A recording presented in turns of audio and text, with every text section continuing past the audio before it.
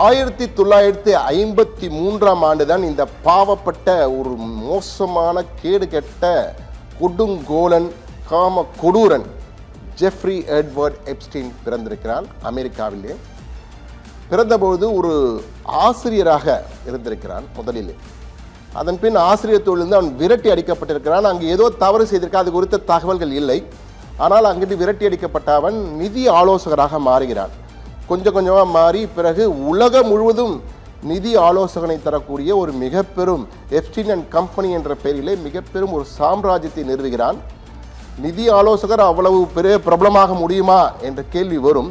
ஆனால் அவ்வளவு பிரபலமானதற்கு காரணம் அவன் செய்த கேடுகெட்ட தொழில். அதாவது அந்த கேடுகெட்ட தொழிலே அதுவும் பாவம், அப்பாவிகள் எல்லோரையும் பலி கொடுத்திருக்கான். அது குறித்து விரிவாக பார்ப்போம். அதற்கு முன்னால் அந்த விக்கி லீக்ஸ் அமெரிக்காவையே புரட்டி போட்டது இந்த விக்கி லீக்ஸ் என்று நாம் கேள்விப்பட்டிருப்போம். ஜூலியன் அசாஞ்சே என்ற ஒரு நபர் அமெரிக்கா எந்த அளவுக்கு அந்த டிஃபென்ஸ் டீல்ஸ்லாம் செய்தது என்பது குறித்து கிளாசிஃபைட் ரகசிய கோப்புகள் எல்லாம் வெளியிட்டு பெரும் பரபரப்பை ஏற்படுத்தினார். அந்த விக்கி லீக்ஸ் பல ஆயிரம் பக்கங்கள் கொண்டது. அந்த பல ஆயிரம் பக்கங்களே உலகம் முழுவதும் இன்னும் பேசப்படுகிறது. அமெரிக்காவின் தகுடு திட்டங்கள் என்ற வகையிலே பேசப்பட்டு வருகிறது. ஆனால் தற்பொழுது அந்த விக்கி லீக்ஸையே விஞ்சும் வகையில் அதையெல்லாம் ஒன்றுமே இல்லை, விக்கிலீக்ஸ்லாம் ஒன்றுமே இல்லை என்று கூறும் அளவுக்கு இந்த எப்ஸ்டீன் ஃபைல்ஸ் என்ற கோப்புகள் தற்போது அமெரிக்காவையே தலைகீழாக புரட்டி போட்டிருக்கின்றன. ஒன்றல்ல இரண்டல்ல நேயர்களே, 3 மில்லியன் பக்கங்கள், 3 மில்லியன் பக்கம், ஒவ்வொரு பக்கமும் ஒரு ஆவணமாக இருக்கிறது. 3 மில்லியன் என்றால் 30 லட்சம் இதுவரை வெளி வந்திருக்கிறது. இன்னும் பல லட்சங்கள் இருக்கிறதாம். என்ன செய்தான் அவ்வளோ லட்சக்கணக்கான பக்கங்கள் எழுதியிருக்கிறான் என்றால் எவ்வளவு கேடுகெட்ட தொழிலெல்லாம் செய்திருக்கிறானோ தெரியவில்லை. 30 லட்சம் பக்கங்கள், 2000 வீடியோக்கள், 1,80,000 புகைப்படங்கள், இவை எல்லாமே அந்த எப்ஸ்டீன் ஃபைல்ஸில் இருக்கிறது. அதிர்ச்சி தலைமேல் தலையை கொழுந்து விடும் அந்த அளவுக்கு அதிர்ச்சியாக இருக்கிறது என்று தான் கூற வேண்டும். இந்த அமெரிக்கா மட்டுமல்ல, உலகம் முழுவதுமே பெரும் அதிர்வலைகளை ஏற்படுத்தியிருக்கிறது. ஏற்கனவே பல ஆண்டுகளாக ட்ரம்ப் அதிபர் பதவிக்கு போட்டியிடும் போது இந்த எப்ஸ்டீன் ஃபைல்ஸ் வெளியே வந்தால் ட்ரம்ப் அவ்வளவுதான் என்றெல்லாம் கூறி வந்தார்கள். ஆனால் அதற்கு உண்மையின் காரணம் இருக்கிறது. ஏன்னா அந்த எப்ஸ்டீன் ஃபைல்ஸில் பல பக்கங்களில் ட்ரம்ப் தான் இருக்கிறார். ட்ரம்ப் இல்லாத பக்கங்களே இல்லை எனலாம். 30 லட்சம் பக்கங்கள், 1,80,000 ஃபோட்டோஸ், 2000 வீடியோக்கள் என அம்பலமாக இருக்கிறது. தற்பொழுது பலரும் அதை பார்த்து கொண்டிருக்கிறார்கள். இமெயில்கள், லட்சக்கணக்கான இமெயில்கள் இருக்கின்றன. அந்த கேடுகெட்ட எப்ஸ்டீனுடன் தொடர்பிலே பலர் இருந்திருக்கிறார்கள். அது சாதாரண தொடர்பு அல்ல, பெரிய பட்டியல், நீண்டு கொண்டே செல்லக்கூடிய ஒரு பட்டியல். அந்த எப்ஸ்டீன் என்ன செய்கிறான் என்றால், தான் ஒரு நிதி ஆலோசகர் என்ற முகமூடியை போட்டுக்கொண்டு பெரிய முதலில் தொழிலதிபர்களை அணுகுகிறார். 12 வயது முதல் 16 வயது உள்ள சிறுமிகளை எல்லாம் அவர்களை அச்சுறுத்தி, அவர்களுக்கு பணம் கொடுத்து மிரட்டி, ஏதோ ஒரு வகையிலே அவர்களை பயமுறுத்தி பாலியல் தொழிலை ஈடுபடுத்துகிறார். அவர்களை பல விவிஐபிகளுக்கு சொல்லவே கூசுகிறது. பல விவிஐபிகளுக்கு ஒருவர் பின் ஒருவராக அவர்களுடைய வாழ்க்கையை சீரழிக்கிறார் அந்த இளம் சிறுமிகள். அதில் நீங்கள் பார்த்தீர்கள்னால் இன்றைய அமெரிக்க அதிபராக டொனால்ட் ட்ரம்ப் முதல் பல அதிபர்கள், பில் கிளின்டன் முதல் பல அதிபர்கள் அந்த பட்டியல் வந்து கொண்டே இருக்கிறது. அமெரிக்கா மட்டுமல்ல, அமெரிக்கா முதல் நமது இந்தியா வரை வந்திருக்கிறது. இந்தியாவில் கூட பிரதமர் மோடி பெயரை கூட சேர்த்திருந்தார்கள். ஆனால் அது மறுப்பு தெரிவித்திருக்கிறார்கள். அனில் அம்பானி இருந்திருக்கிறார் தொழிலதிபர் பட்டியலில். மேலும் பல பட்டியல் வந்து கொண்டே இருக்கு. என்றால் அது பார்க்க 30 லட்சம் பக்கங்கள் பார்க்க ஒன்றாக வருகிறது. இந்தோனேஷியா மன்னர்கள், லண்டன் ராயல் குடும்பத்தை சேர்ந்த பல மன்னர்களை ஆண்ட்ரூ பேரெல்லாம் வந்திருக்கிறது. ஆப்பிரிக்காவின் பல மன்னர்கள், பல முக்கிய தொழிலதிபர்கள், பல நாட்டு பிரதமர்கள், பல நாட்டு அதிபர்கள், பாகிஸ்தான் முதற்கொண்டு, சீனா முதற்கொண்டு, ரஷ்யா முதற்கொண்டு, ரஷ்யாவில் பல வங்கிகள் மூலமாக தான் இந்த டிரான்சாக்ஷன் நடந்திருக்கிறது. அந்த இளம் சிறுமிகளை அழைத்து அவர்களை பல ஊர்களில் இருந்து, அதுவும் என்ன கொடுமை என்றால் அமெரிக்காவில் உள்ள சிறுமிகள் மட்டுமல்ல, இந்த கேடுகட்ட காம கொடூரன் என்ன செய்திருக்கிறான் என்றால், அமெரிக்க சிறுமிகள் மட்டுமில்லாமல் ரஷ்யாவிலிருந்து சிறுமிகள், பல நாடுகள், அந்த சில நாடுகளின் பெயர்களை நான் குறிப்பிட விரும்பவில்லை, உலகின் பல நாடுகளிலிருந்து அந்த சிறுமிகளை எல்லாம் மிரட்டி பணம் கொடுத்தோ ஏதோ ஒரு வகையில் அந்த சிறுமிகளை பயமுறுத்தி அழைத்து வந்து இந்த கேடுகட்ட தொழிலை ஈடுபட வைத்திருக்கிறான். இதன் மூலமாக அவனுடைய வட்டம், நட்பு வட்டம் என்பது அதிபர்கள், பிரதமர்கள் எல்லோரையும் ஒரு தொலைபேசியில் நேரடியாக பேசக்கூடிய அளவுக்கு இந்த எப்ஸ்டீன், அதுவும் டொனால்ட் ட்ரம்ப் எப்ஸ்டீனும் இப்படி இருந்திருக்கிறார்கள். அதற்கான புகைப்படங்கள் பல இருக்கின்றன. பாருங்கள், எப்படி புகைப்படங்கள் நீங்களே பார்க்கலாம். டொனால்ட் ட்ரம்ப் அவருடைய நண்பராக இருந்திருக்கு. ஏன்னா சொசைட்டி பெரிதாகி கொண்டே போகிறது. விவிஐபிகள் உலகில் எங்கே பார்ட்டி நடந்தாலும் இவருடைய பார்ட்டி என்றால் தட்டாமல் அனைவரும் வந்து விடுவார்கள். இப்போது டொனால்ட் ட்ரம்ப் அருகே இதுதான் எப்ஸ்டீன், டொனால்ட் ட்ரம்ப் இருவரும் அந்த பழைய புகைப்படங்கள். இந்த கேடுகட்டவன் மீது 2015ஆம் ஆண்டே தைரியமாக ஒரு பெண்மணி வந்து ஒரு புகார் கொடுக்கிறார் புளோரிடா நீதிமன்றத்திலே. அந்த புகாரை FBI விசாரிக்கிறது. கிட்டத்தட்ட 36 சிறுமிகள் வாக்குமூலம் கொடுக்கிறார்கள். இவர் தண்டனைக்குரியவர் என்ற வகையிலே அவருக்கு தண்டனையும் விதிக்கப்படுகிறது. சிறையில் அடைக்கப்படுகிறார். ஒரு 10 மாதங்கள் சிறையில் இருக்கிறார். பிறகு அவருடைய இன்ஃப்ளூயன்ஸ் என்றால் பாருங்கள், அதிபர் முதல் பல நாட்டு பிரதமர்கள், தொழிலதிபர்கள், நீதிபதிகள் என பலர் இருக்கிறார் அந்த பட்டியலில். அவங்களுடைய இன்ஃப்ளூயன்ஸில் 10 மாதம் கழித்து வெளியே வருகிறார். வந்த பிறகு இது மாதிரி செய்தால் சரியா இருக்காது என்று அவர் ஒரு புதிய திட்டத்தை ஆரம்பிக்கிறார். என்ன திட்டம் என்றால், ஒரு தீவை விலைக்கு வாங்குகிறார். ஒரு தீவை, ஒரு ஐலாண்ட், அமெரிக்கா அருகில் உள்ள ஒரு தீவையை விலைக்கு வாங்குகிறார். விலைக்கு வாங்கி அந்த தீவிலே சகல வசதிகளை ஏற்படுத்துகிறார். அந்த தீவு காட்சிகளை கூட நாம் எடுத்திருக்கிறோம், நீங்கள் பார்க்கலாம். அந்த தீவின் பெயர் லிட்டில் செயின்ட் ஜேம்ஸ் என்ற தீவு. இதுதான் அந்த தீவு. இந்த தீவினை விலைக்கு வாங்கி கிட்டத்தட்ட ஒரு 4 கால்பந்து மைதானங்கள் அளவுக்கு பெரியதான ஒரு தீவு. ஒரு சொகுசு மாளிகை கட்டுகிறார். இதிலே ஹெலிகாப்டர்கள் வந்து செல்வதற்கு ஒரு இடத்தை ஏற்படுத்துகிறார். எனவே நேரடியாக அங்கிருந்து அப்படியே ஹெலிகாப்டர் வருவார்கள். அந்த தீவினை பாருங்கள். இது போன்ற பிரம்மாண்ட சொகுசு மாளிகைகள் எல்லாம் இருக்கின்றது. அந்த சொகுசு மாளிகையிலே சொகுசாக வந்து செல்வதற்கு அந்த சிறுமிகளை அவருடைய வாழ்க்கையை அழிக்கும் வகையிலே இந்த கேடுகட்டவன் அந்த செயலை செய்திருக்கிறான். இந்த இடத்திற்கு வராத விவிஐபிகளே இல்லை என்று, குறிப்பாக அமெரிக்காவை சேர்ந்த விவிஐபிகளே இல்லை என்ற பட்டியல் எல்லாம் வருகிறது என்றால் அந்த அளவுக்கு இந்த கேடுகட்டவன் சிறுமிகளை கிட்டத்தட்ட 1 அல்ல 2 அல்ல நேர்களே, நீங்கள் சொன்னால் அதிர்ச்சி அடைவீர்கள், பல ஆயிரக்கணக்கிலே. இதுவரை கணக்கில் இருந்தவை 2400 இளம் சிறுமிகள், பெண்கள் அல்ல சிறுமிகள். 2410 என்று கூறுகிறார்கள். இன்னும் இருக்கிறார்கள். ஏனால் பக்கங்கள் வந்து இன்னும் 10 லட்சம் பக்கங்கள் இருக்கும் என கூறுகிறார்கள். 30 லட்சம் பக்கம் ஏற்கனவே வந்துவிட்டது. இன்னும் 10 லட்சம் பக்கங்கள் இருக்கிறதாம். அதையெல்லாம் வெளியிட வேண்டாம்.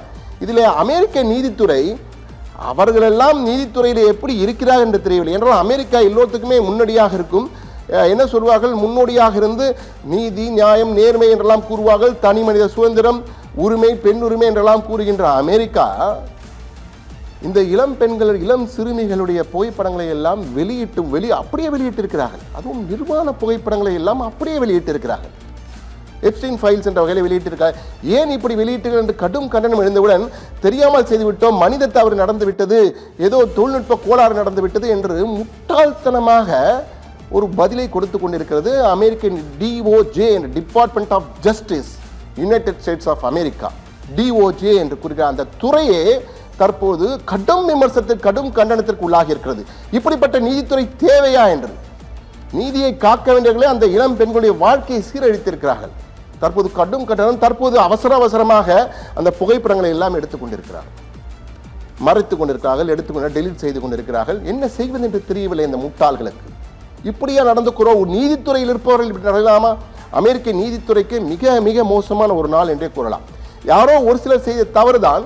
இருந்தாலும் இது எவ்வளவு கவனமாக செய்ய வேண்டிய ஒரு ஆவணங்களை வெளியிடும் போது அதில் புகைப்படங்கள், பெண்கள் புகைப்படங்கள் வெளிவராமல் இருக்க வேண்டியதை உறுதி செய்ய வேண்டும். நாம் இதிலே இளம் சிறுமிகள் புகைப்படங்கள் அனைத்தையுமே நாம் தற்போது வெளியிடவில்லை. பல புகைப்படங்கள், அதிர்ச்சிக்குள்ளாகும் புகைப்படங்கள் பல இருக்கின்றன. அதையெல்லாம் பார்க்கவே முடியாது. அப்படிப்பட்ட புகைப்படங்களை நிறுத்திவிட்டோம். இந்த எப்ஸ்டீன் கொடுங்கோலனுடைய புகைப்படத்தை மட்டும்தான் தற்போது நாம் போட்டுக்கொண்டிருக்கிறோம். இவன் சாதாரணமானவன் அல்ல. இவன் சிறையிலே 2015 வெளியே வந்து விடுகிறான். இருக்கு நான் சொன்னேன். அந்த தீவிலே இது போன்ற வேலைகளை தொடர்ந்து செய்து கொண்டிருக்கிறான். ஒன்றில் என்ற கேடு கெட்டவனுக்கு தேடி பல கேடிகள் வருகிறார்கள். இது போன்ற ஆசையிலே அலைகின்ற சில கேடிகள் வருகிறார்கள். தொடர்ந்து அதிபர் முதல், நான் ஏற்கனவே சொன்னேன், மன்னர், அதிபர், பிரதமர், தொழிலதிபர், வணிகர்கள், சினிமா பிரபலங்கள், பல வகைகளிலே இந்த பிடோஃபீல்ஸ் என்று அழைப்பார்கள். சிறுமிகளை, சிறார்களை சிறுவர்களுடைய சிறார்களை என்றே அழைத்துக் கொள்வோம் இதை. ஏன்னால் சிறுவர்களை கூட சில கேடு கெட்டவர்கள் பயன்படுத்துகிறார் இது போன்று. எனவே சிறார்களை இது போன்று செயல்படுத்த பாலியல் தொழிலில் ஈடுபடுத்துகின்ற பிடோஃபில்ஸ் என்ற ஒரு கேடு கெட்டவன் தான் இந்த ஜெஃப்ரி எப்ஸ்டீன்.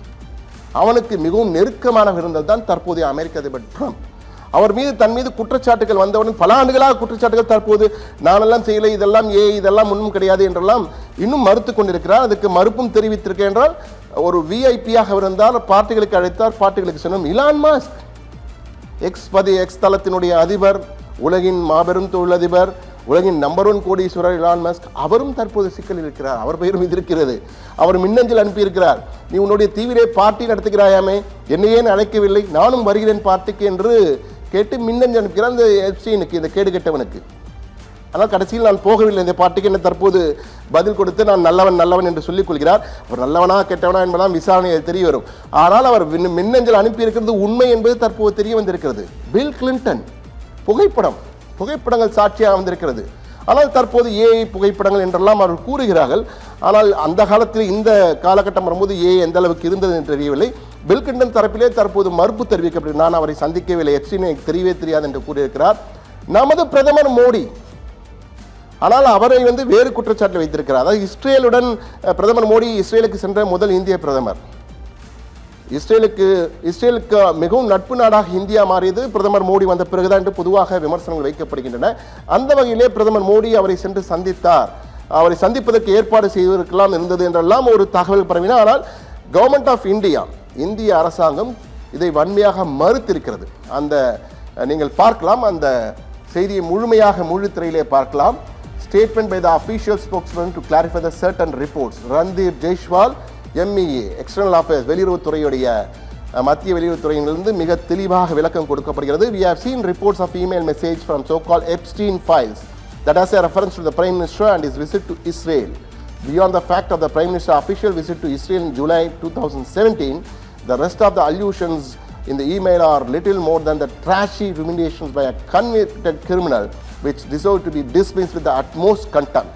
கடும் கண்டனத்துடன் இதை நிராகரிக்கும் இந்த குற்றச்சாட்டுகளை இது முழுக்க ஏற்க முடியாத, புறந்தள்ள வேண்டிய ஒன்று என்ற வகையிலே அதை கடுமையாக மறுத்து மத்திய வெளியுறவுத்துறையின் சார்பிலே அதிகாரப்பூர்வமாக இந்த மின்னஞ்சல் கொடுக்கப்பட்டிருக்கிறது. இதே போன்று கிளின்டனும் தற்போது எனக்கும் அதற்கும் சம்மதமில்லை, நான் அவனை பார்த்ததே இல்லை, எப்ஸ்டீன் ஃபைல்ஸ் என்று இப்போதுதான் கேள்விப்படுகிறேன், எனக்கு யாருன்றே தெரியாது, என்னுடைய புகைப்படத்தை தவறாக பயன்படுத்தியிருக்கேன். ஏன்னால் விஐபிக்கள் செல்லும்போது இது போன்ற பார்ட்டிகளிலே புகைப்படங்கள் எடுத்துக்கொள்வார்கள். நான் எடுத்துக்கொள்வேன், நீ எடுத்துக்கொள்வார்கள். அதையெல்லாம் தற்போது தவறாக பயன்படுத்துகிறார் என்ற வகையில் விளக்கம் கொடுத்திருக்கிறார். ஆனால் விசாரணை தொடர்ந்து நடைபெறுகிறது. ஆனால் இதில் என்ன பெரிய செட்பேக் இந்த வழக்கிலே என்றால், 2019 கைது செய்யப்படுகின்ற அந்த கேடு கெட்ட கயவன் சிறையிலே அடைக்கப்படுகிறான். சிறையிலே திடீரென தூக்கிட்டு தற்கொலை செய்து கொள்கிறார். அது எல்லோருமே கடும் கண்டனம். ட்ரம்ப் அப்பொழுது மீது அவருக்கு விமர்சனங்கள் வைக்கப்படுகின்றன. திட்டமிட்டு யாரோ கொலை செய்து விடுகிறார்கள் என்ற வகையில் FBI வழக்கு தொடர்ந்து சிறையில் அடைக்கப்படுகிறார். குற்றவாளி என தீர்மானிக்கப்பட்டு பல குற்றங்கள், இந்த பாலியல் ரீதியான பல குற்றங்கள் அடுக்கடுக்காக பிரிவுகள் 1, 2, பல பிரிவுகளின் கீழ் உள்ளே தள்ளப்படுகிறான். வாழ்நாள் சிறை என்ற வகையில் உள்ளே செல்கிறான். இந்த நிலையில்தான் அவன் தற்கொலை செய்து இறந்து விடுகிறான். உடனே இது தற்கொலை அல்ல, கொலை என்று விமர்சனங்கள் எதிர்க்கட்சிகள் எல்லாம் குற்றம் சாட்டுகின்றன. உடனே அந்த சிறையில் உள்ள CCTV-லாம் FBI எடுத்து காண்பித்து தற்கொலை தான் என கூறுகிறது. ஆனால் வழக்கம் போல் நம்ம ஊர் போல் அந்த ஊரிலும் CCTV அந்த குறிப்பிட்ட ஒரு 2.5 நிமிடம் CCTV ஆஃப் ஆகிவிடுகிறது. அந்த முழு காட்சிகளை பார்க்கும்பொழுது அந்த தற்கொலை செய்து கொள்வதற்கு முன்பாக ஒரு 2.5 நிமிடங்கள், கிட்டத்தட்ட ஒரு 200-300 வினாடிகள் அந்த CCTV ஆஃப் செய்து விடுகிறார்கள். அதன் பின் அவன் இறந்து விடுகிறார். அதை ஏன் என்றெல்லாம் இல்லை அது மாடிஃபைடு இல்லை, டாக்டர்டு இல்லை, அது எதுவும் நாங்கள் எதையும் செய்யவில்லை, இருக்கின்ற உண்மையான ரா ஃபுட்டேஜ் தான் அந்த CCTV ஃபுட்டேஜ் என FBI வாதாடுகிறது. அது தொடர்பு தற்போது இன்னும் அது விமர்சனத்துக்கு உள்ளாகி கொண்டிருக்கிறது. ஆனால் அவனுடைய கூட்டாளி, இந்த எப்ஸ்டீன், இந்த கேடுகட்டவனுக்கு கூட்டாளியாக ஒரு பெண்ணே இருந்திருக்கிறாள் என்பதுதான் மிகப்பெரிய கொடுமை. அந்த சிறுமிகளை சீரழித்த இந்த கொடுங்கோலனுக்கு உடந்தையாக இருந்ததும் ஒரு பெண், அவனுடைய கூட்டாளி கெஸ்லின் மேக்ஸ்வெல் என்ற இந்த பெண். இந்த புகைப்பட காட்சிகளை பார்க்கிறோமே, இந்த மேக்ஸ்வெல் என்ற பெண் தான் அந்த கூட்டாளி. எப்ஸ்டீனுடைய கேடுகட்ட செயலுக்கு இவள் தான் மிக முக்கிய காரணம். அது மட்டுமல்ல, எப்ஸ்டீனுக்கே தெரியாமல் பல லட்சம் பக்கங்களை அவனை பற்றி அவன் புகைப்படங்களை எல்லாம் எழுதி வைத்திருந்தது இந்த பெண் தான். இந்த பெண் மூலமாக தான் இப்போது இந்த எப்ஸ்டீன் ஃபைல்ஸ் வெளியே வந்திருக்கிறது. இவள் வைத்திருந்ததன் மூலமாக தான் FBI விசாரணையின் போது வெளிவந்து தற்போது 30 லட்சம் பக்கங்கள் வெளியே வந்திருக்கின்றன. எப்ஸ்டீன் ஒரு 500-600 வீடியோ தான் வைத்திருந்தான். ஆனால் இந்த பெண் 1500 வீடியோக்களை வைத்திருந்து தற்போது 2000 வீடியோக்கள் வெளியே வந்திருக்கிறது. 1 லட்சத்துக்கு மேற்பட்ட புகைப்படங்கள் இந்த மேக்ஸ்வெல்லிடமிருந்து தான் கிடைத்திருக்கிறது. 1,80,000 புகைப்படங்கள் தற்போது வெளியே வந்திருக்கின்றன. இதெல்லாம் தற்போது பப்ளிக் டொமைனில் இருக்கிறது. இந்த புகைப்படங்களில் தான் தற்போது அந்த குழந்தைகளுடைய புகைப்படங்கள்லாம் வெளியிட்டு இதில் இன்னொரு கொடுமையும் தற்போது இருப்பதாக கூறுகிறார்கள். தற்போதைய அமெரிக்க அதிபரின் மனைவியாக இருப்பவர்கள் கூட, உங்களுக்கு தெரியும், அவருக்கு சில பல மனைவிகள் இருக்கிறார்கள். தற்போது மனைவியாக இருப்பவர் என்று சிலர், எந்த மனைவி என்று முழுமையாக இன்னும் விவரம் தெரியவில்லை. அதிலே ஒருவர் கூட இந்த எப்ஸ்டீன் மூலமாக வந்தவர் என்ற தகவலும் தற்போது அமெரிக்காவிலே பிரபல ஊடகங்கள், சாதாரண ஊடகம், பிரபல ஊடகங்கள், New York times, Wall Street Journal, Washington post என பல பிரபல பத்திரிகைகள், ஊடகங்கள் எல்லாம் தற்போது வெளிச்சம் போட்டு, ஃபாக்ஸ் நியூஸ் இவையெல்லாம் வெளிச்சம் போட்டு காட்டுகின்ற எப்ஸ்டீன் ஃபைல்ஸ் தற்போது பற்றி எரிந்து கொண்டிருக்கிறது அமெரிக்காவில். ஏற்கனவே பல பிரச்சனைகளால் அமெரிக்காவில் குழப்பங்கள், தற்போது இந்த எப்ஸ்டீன் ஃபைல்ஸ் மேலும் குழப்பங்களை ஏற்படுத்தியிருக்கிறது. ஆனால் இந்த குழப்பங்கள் வருவதும் ஒரு அரசியல் சதி என்கிறார்கள். மற்ற குழப்பங்களை மறக்கடிப்பதற்கு இந்த குழப்பத்தை கொண்டு வந்திருக்கிறார்கள். இந்த எப்ஸ்டீன் ஃபைல்ஸை தற்போது திடீரென சில ஆண்டுகளாக இந்த எப்ஸ்டீன் ஃபைல்ஸை வருவதும் போவதுமாக இருந்தது. தற்போது பெரிதாக பூதாகரப்படுத்தப்பட்டு பெரிதாக உலகம் முழுவதும் பேசப்படுகிறது என்றால் மற்ற பிரச்சனைகளை அழுத்துவதற்காக இந்த எப்ஸ்டீன் ஃபைல்ஸை மேலே கொண்டு வந்து விட்டார்கள் என்ற ஒரு கோணத்திலும் தற்போது இது பேசப்படுகிறது, விமர்சனங்கள் வைக்கப்படுகின்றன. ஆனால் இந்த எப்ஸ்டீன் ஃபைல்ஸில் மிகப்பெரிய பல கோட் வேர்ட்ஸ்லாம் இருக்கிறது. அந்த கோட் வேர்ட்ஸ் மூலமாக பலர் பேசியிருக்கிறார்கள் என்றெல்லாம் கூறுகிறார்கள். அந்த தீவிலே தான் பல மர்மங்கள் இருக்கின்றன. பல ஹார்ட் டிஸ்க் அங்கிருந்து தான் எடுத்திருக்கிறார்கள். அந்த தீவை பார்த்தீர்கள் நீங்கள் எப்படி இருக்கு பாருங்கள். இந்த சொகுசு தீவிலே அனைத்து வகையான ஏற்பாடுகளும் செய்து கொடுக்கிறார்களாம். ஆனால் கேடு கட்ட அந்த இழி பிறவிகள் சிறுமிகளை பாலியல் தொல்லை செய்து அவர்களை சீரழித்திருக்கிறார்கள். இந்த எப்ஸ்டீனுக்கு என்ன தண்டனை கொடுக்கலாம்? மரண தண்டனை கொடுக்க வேண்டும் என்று பலரும்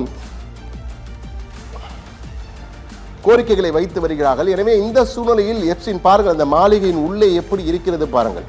கிட்டத்தட்ட ஒரு சொகுசு அரண்மனை என்றே கூறுகிறார்கள். அந்த அளவுக்கு வைத்துக் கொண்டிருக்கிறார்கள். அந்த எப்ஸ்டீன் ஃபைல்ஸை பார்க்கும்போது உண்மையிலே பல மைக்கேல் ஜாக்சன் பெயரெல்லாம் கூட இருக்கிறது. மைக்கேல் ஜாக்சன் மற்றும் இங்கிலாந்தின் முன்னாள் பிரதமர், அதே போன்று ஆப்பிரிக்காவிலே பல மன்னர் குடும்பங்கள், பல தொழிலதிபர்கள், ஆனால் அடுக்கடுக்காக வந்து கொண்டே இருக்கு. நம்ம ஊர் அனில் அம்பானி பேர் கூட அதில் இருந்திருக்கிறது. ஆனால் பல மறுப்புகள் தற்போது வந்து கொண்டிருக்கின்றன. ஆனால் அமெரிக்க நீதித்துறை மிக தெளிவாக மிக முக்கியமான ஒரு கருத்தை தெரிவித்தது. இதிலே பேரிடம் பெற்றதாலேயே அவர்கள் குற்றவாளிகள் என்று நாம் சொல்லிவிட முடியாது. அது ஏற்கக்கூடியது. என்றால் புகைப்படங்கள் எல்லோரும் போகின்ற இடத்திலே எடுப்பார்கள். புகைப்படம் வந்துவிட்டதால் அவன் குற்றவாளி என்று கொள்ள முடியாது. குற்றவாளிகளின் எண்ணிக்கை குறைவாகத்தான் இருக்கும். ஆனால் பல புகைப்படங்கள் இருக்கின்றன. அதை நம்பி ஏமாந்து விடாதீர்கள். அவர்கள் இதில் இடம்பெற்றதாலே, இந்த எப்ஸ்டீன் ஃபைல்ஸில் ஒரு பெயர் வந்து விட்டதாலே அவர் குற்றவாளி அல்ல என்று நீதித்துறை மிக தெளிவாக சொல்லியிருக்கிறது. விசாரணைகள் தற்போது சில வழக்குகள் விசாரணை, சில வழக்குகள் என்றால் எப்ஸ்டீன் இறந்து விட்டதால் அந்த வழக்குகள் மூடப்பட்டு விட்டன. ஆனால் சில வழக்குகள் மேக்ஸ்வெல் உயிரோடு இருக்கிற அவர் கூட்டாளி இந்த பெண்மணி உயிரோடு இருப்பதால் அவர் தொடர்பான வழக்குகள் சிலது நடந்து கொண்டிருக்கிறது. ஆனால் எப்ஸ்டீன் ஃபைல்ஸில் பெயர் வந்ததாலே அவர் குற்றவாளி அல்ல என்பதை மிக தெளிவாக நீதித்துறை சொல்வார். நாமும் அதை சொல்ல கடமைப்பட்டிருக்கிறோம். ஆனால் இந்த எப்ஸ்டீன் என்ற கயவன் தற்போது இறந்து விட்டார். இவன் உயிரோடு இருந்தால், உங்கள் முன் வந்தால், நீங்கள் என்ன தண்டனை கொடுப்பீர்கள்? நீங்களே நினைத்துக் கொள்ளுங்கள். அதனால் தான் நாங்கள் அந்த பெயரை வைத்தோம். உலக மகா. அந்த தற்போது ஸ்ட்ரிங்கை போடுவார்கள் நமது ஒளிப்பதிவாளர், நமது டைரக்டர் நிச்சயமாக அதை போடுவார். மிக கொடுமை. அதனால் தான் இப்படிப்பட்ட ஒரு தலைப்பு. உலகின் யார் இந்த உலக மகா? 3 புள்ளி. இந்த புள்ளியை தற்போது நீங்கள் இந்த கதையை கேட்ட பிறகு உங்களுக்கு நிச்சயம் தெரிந்திருக்கும். அவன் உங்கள் முன்னால் வந்தால் நீங்கள் என்ன செய்வீர்கள், அவனை எப்படி திட்டுவீர்கள் என்பதை பார்த்துக் கொள்ளுங்கள். 1 நேர்களை மீண்டும் சொல்ல கடமைப்பட்டிருக்கிறேன். 2000க்கும் மேற்பட்ட சிறுமிகளை கொடுமையாக சீரழித்திருக்கிறான் இந்த கயவன். அதுவும் உலகம் முழுவதும் சர்வ தேசங்களுக்கும் சப்ளை செய்திருக்கிறான் இந்த ஏஜென்ட். இவனை சும்மா விடக்கூடாது என்று அனைவரும் கொதித்து போயிருந்தார்கள், சிறையிலே அடைத்தார்கள். ஆனால் தூக்கிட்டு தற்கொலை செய்து கொண்டான். அது தற்கொலை அல்ல, கொலை என்றுதான் எல்லோரும் சொல்கிறார்கள். ஆனால் அந்த 2 நிமிட அந்த சிசிடிவி ஃபுட்டேஜ் காணாமல் போனதிலிருந்தே இதில் ஏதோ மர்மம் இருக்கிறது. இந்த மர்ம மனிதன் பல கேடிகளுக்கு, பல விவிஐபிகள் என்ற பெயரில் உலவும் பல கேடிகளுக்கு உடந்தையாக இருந்திருக்கிறான். இவனை சும்மா விடக்கூடாது என்ற வகையில் தான் இந்த தலைப்பை வைத்திருக்கோம். யார் இந்த உலக மகா டேஷ் டேஷ் டேஷ் டேஷ்? நீங்களே நிரப்பிக் கொள்ளுங்கள். நிச்சயம் இது போன்ற கயவர்கள் கடுமையாக கண்டிக்கப்பட வேண்டும், தண்டிக்கப்பட வேண்டும். அதில் மாற்று கருத்து யாருக்கும் இல்லை. எந்த நாட்டிலும் எந்த குடிமகனும் ஏற்றுக்கொள்ள மாட்டான். நிச்சயமாக கடுமையான தண்டனை கொடுக்கப்பட என்பதிலே யாருக்குமே இருவேறு கருத்துக்கள் இருக்காது என்பதுடன் மீண்டும் இது போன்ற குற்றங்கள் நடக்காமல் நாம் அனைவரும் விழிப்புணர்வு இருந்ததால் நிச்சயமாக இது போன்ற குற்றங்களை தடுக்க முடியும் என்று கூறி இந்த சிறப்பு நிறையில் அனைவரும் பார்த்தமைக்காக மிக்க நன்றிகளை தெரிவித்துக் கொண்டு விடைபெறுகிறோம். மீண்டும் ஒரு சிறப்பு நிறையில் சத்தியம் எக்ஸ்க்ளூசிவில் சந்திப்போம். நன்றி, வணக்கம்.